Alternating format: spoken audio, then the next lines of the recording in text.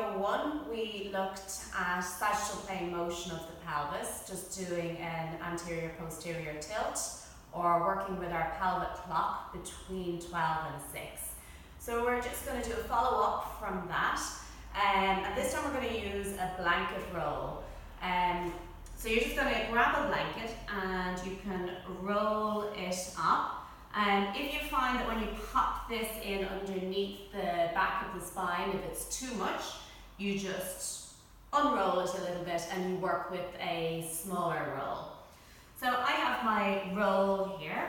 I'm going to come and lie down on the floor, and again just try and let as best as I can, just allow the back of the pelvis, allow the spine, and just allow my bones to settle and relax.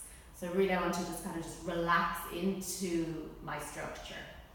So I'm going to start with the blanket roll on the back of my pelvis. Now the reason that we're moving with a blanket roll this morning is it can help promote movement in areas that might not be moving so well up through the spine, and I'll talk about that as we go through this video. It can also act as a support or something that an area that isn't moving so well can actually relax into. So it allows us to kind of feel safe and let go a little. So I find it very, very helpful. So I'm going to start here with it on the back of the pelvis, and we're really just going to go through the exact same movements that we went through in video number 1. So we start with the roll just on the back of the pelvis. We visualize our clock face on the back of the pelvis, 6 down towards our tail, 12 back up towards the top of the back of the pelvis, and we're just going to, on an in-breath, gently weight shift towards our 6, and on an out-breath, gently weight shift back towards our 12. All the time just trying to let our system settle down, using a nice relaxed breath to help us do this. What you might notice as we begin to travel this blanket roll in a moment, up through the spine and into different areas where it will either block or promote movement, it might be easier to move sometimes when you have the blanket in a certain place, and it might be more difficult when you place it somewhere else. So just be aware of that. Your movement is not going to be the same. But it's really inviting our spine and pelvis to move in slightly new ways. So you could spend a little bit more time than what I'm doing here. And I'm going to move now up just a little bit, up to maybe 1 inch or 2 inches up. So here I now actually have the ability to relax the back of the kind of the buttock area into the mat. You might not yet, and that's okay. And I'm going to continue with this little movement, breathing in as I melt towards my 6 o'clock, towards my tailbone, breathing out as I melt back towards my 12. And again, spending a little bit more time than what I'm spending in each new position that we go into.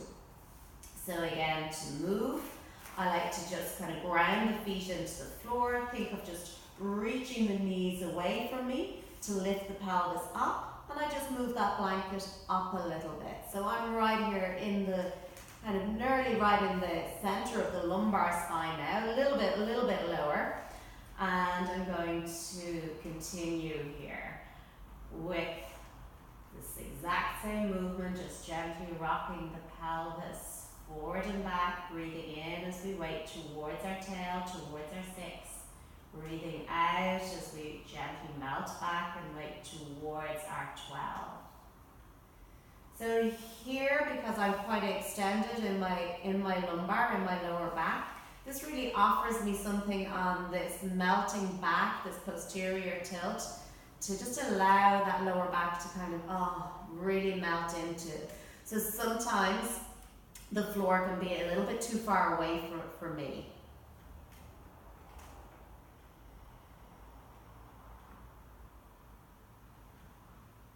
Again, after you've done a little bit of movement here, think of grounding the feet, just that little reach of the knees to lift up, and we can move that blanket up another little bit and continue.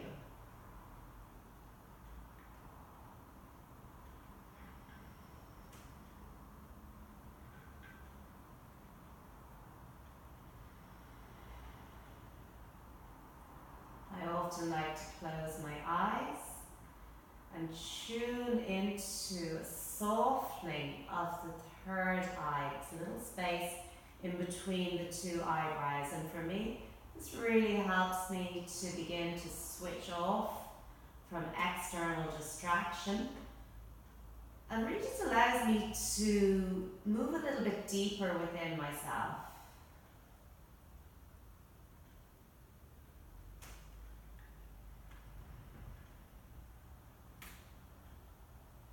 Once again, to move, just ground the feet, reach the knees, and we can move that blanket roll up again. Back to our little movement, breathing in as we rock towards our 6 or towards our tail, breathing out as we melt back towards our 12.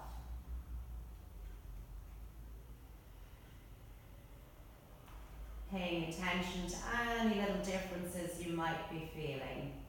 So again, you could spend a little bit longer there. Once again, up we come, we can move that blanket up again. So we're just traveling all the way up. So I generally kind of travel up to about kind of bottom shoulder blade area. If I can go a little bit higher, I just go that little bit higher, but kind of in around kind of mid-chest area is where I'm traveling to with this particular technique. And as I said, you can take a little bit longer than what I have done so with it today. So that's video number 2 on our lower back series. Hope you enjoyed. Thank you.